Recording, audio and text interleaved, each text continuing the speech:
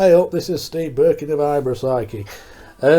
Now then, I'm going to talk about Star Trek this time, just for a change, and just explain why Star Trek, what's it all about, what's this geeky nonsense all about. I'm going to try and explain in less than 10 minutes for anybody who's not that familiar with it or basically wondering where to start with it, because obviously there's that many to choose from. You've got the first incarnation from the 60s, which was the original set in the 23rd century with Kirk, Spock and McCoy. Then the next version was the Next Generation, set in the 24th century. Then after that there was Deep Space Nine, a bit later on in 24th century. The fourth incarnation being Star Trek Voyager, a bit later still in the 24th century. Then the fifth being Enterprise, set in the 22nd century. Yeah, so, and there's other versions that are now about as well, which I'm not even going to try and confuse matters even more with. Let's just first of all look at what the Star Trek vision was. It's a kind of a utopian future where there's no racism, sexism or disability discrimination. Certainly as the latter, having been struggling with today's negativity, that was definitely appealing to me. There are a lot of colourful aliens serving aboard these ships, and lots of different ships of different shapes and sizes, which you obviously can explore for yourself. The other interesting thing that even in the darkest parts of what was happening, from a human's point of view, everybody still pulled together, there was still equality. So, with all these versions of Star Trek, which one would you start off with? I would suggest, first of all, that you just ignore the movies altogether to begin with. Either yourselves or your family would have been familiar with the original Star Trek, as in Captain Kirk, Spock and McCoy, from the 60s version. But I would suggest that you begin with Star Trek Next Generation, because that way you will see the original sort of great ideals of the 24th century and the creator's vision of the 24th century being very sort of utopian, and lots of people getting along until things start to get darker. So yeah, from saying watch Next Generation, I'd still suggest that you actually start from season 3 of Next Generation, because in season 1 basically everyone involved, whether it was the cast, the crew, the writers, etc., they were still really finding their feet, and it's not really stood the test of time very well at all. I've just been watching them again on Netflix, and yeah, there's one or two sort of good ideas again, but it's very, it's very cheesy in that regard. Similarly, in season 2, whilst they were starting to get a bit better, and there were a couple of classic episodes, a lot of it again has just not really stood the test of time. So what I would say about season 3, basically I think the actors are more familiar with their roles, the crew themselves have got more familiar roles, the regular crew that is. So yeah, I think it's a lot better, and it's just begins to sort of show you in a less cheesy way about humanity and what humanity can achieve if it gets its head out its backside. So yeah, then further into Next Generation it starts to get a bit more of an edge, and the stories start to get darker. So let's have a look at the crew of Next Generation, the regular crew. So you've got Captain Jean-Luc Picard, played by Patrick Stewart. Again, by season 3 he's a bit better, because season 1 and 2 is definitely quite stuffy and what you might expect as a sort of like even a posh English sort of, like the old school teachers almost. So you'd always, from that point of view, you'd always imagine him to have BO and bad breath and stuff like that. So by season 3, he's still that kind of authority figure, but he's kind of relaxed a wee bit. So yeah, a very sort of, he loves Shakespeare, very sort of poetic, wise, old bugger, or oldish, probably past the same age as me now. So yeah, a good leader definitely, and it is the ship that he's leading is the flagship of the United Federation of Planets, or the Federation as it's often called. So, Commander William T. Riker. Now, I think the original reason that Riker was introduced and is the way he is as a character is to get all die-hard fans of the old original series to start watching this, because in a way he had some sort of like Kirk style mannerisms about him, the way he looked. He was the ladies' man. In season 1, before he got his beard, he had kind of had that Kirk smile. So yeah, William T. Riker is a sort of a hybrid between Captain Picard and James T. Kirk, really. So, but I also say before he got his beard, he kind of looked a bit like Action Man as well. Dr. Beverly Crusher. That's a nice name, isn't it? But no, she is a nice lady. She is very sort of lovely, as not just to look at, but lovely as a person. She's almost got that kind of mother figure about her, because obviously her son's also serving on the Enterprise. But yeah, she's a very good-natured person, but not to say that she don't lose a rag when she needs to. So yeah, she's not just all utopian and happy and nice. Lieutenant Commander Data, or Lieutenant, depending where you come from. We talk properly over here. This guy's an android, and he's not got emotions, but he's very curious about humanity. So he's quite innocent. So some of the things that he might speak actually comes out as being quite humorous, even when he's not intending it to be. So he's not. Some people say he's like Mr. Spock, but he's not really, because yeah, he's a physically strong, physically very capable personage, but he doesn't use that strength just because he's got it, if you like. He'll use it when he needs to. So yeah, he's sort of a friendly, the ultimate user-friendly computer, as he once was described. But yeah, a great character, definitely, and he obviously grows as time goes on. Councillor Deanna Troi. I forgot to say who these people were played by, so I'll just go back there. So Commander William T. Riker was played by Jonathan Frakes. Dr. Beverly Crusher was played by Gates McFadden. Lieutenant Commander Data was played by Brent Spiner.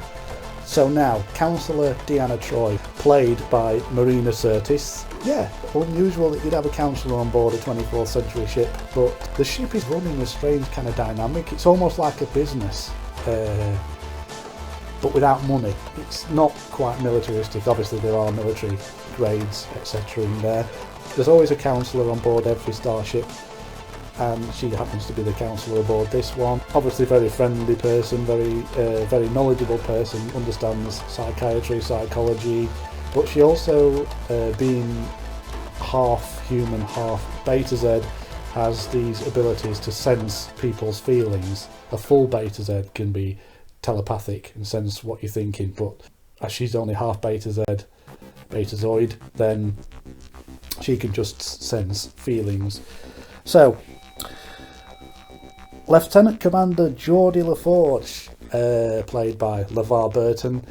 He's an engineer by the time we get to season 3, because again at the beginning it was a bit sort of, he was all over the place. He was serving on different parts of the ship. So now he got himself established in engineering, it's a lot better. You'll wonder about that thing that he's got over his eyes, and basically he's basically blind. And the idea is that what they're saying, that even in the 24th century it would not be possible to do eye transplants, because there's just millions and millions of nerves from the optic nerve. So what that device does is it feeds directly into his optic nerve, so it doesn't go through his eyes at all. So what he sees is through the optic nerve. And so as well as being able to see strangely unusual video images, which we've already surpassed these days, he can also detect things like electromagnetic signals and heat and all this various different things. So yeah, it gives him that slight advantage, but like he says, he would prefer to have normal sight just to see how normal people see. Lieutenant Worf, played by Michael Dorn, basically the first Klingon in Starfleet, or the Federation. So in Kirk's time, the Klingons and the Federation were at war, so this is the first time that he's actually served on board. He's the first Klingon to serve on board a predominantly human vessel.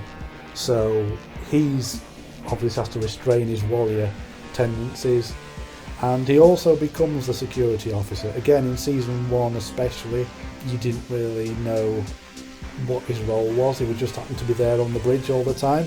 So, next one is Ensign Wesley Crusher, played by Wil Wheaton. You must have seen him on Big Bang Theory, definitely. So, yeah, he's obviously the son of Dr. Beverly Crusher. He's, yeah, what can I say? He's a prodigy. They didn't start many fires. Oh, what can you say? That's one way of putting it. Another way you could put it is like an annoying little fetus who always seems to save the ship every week.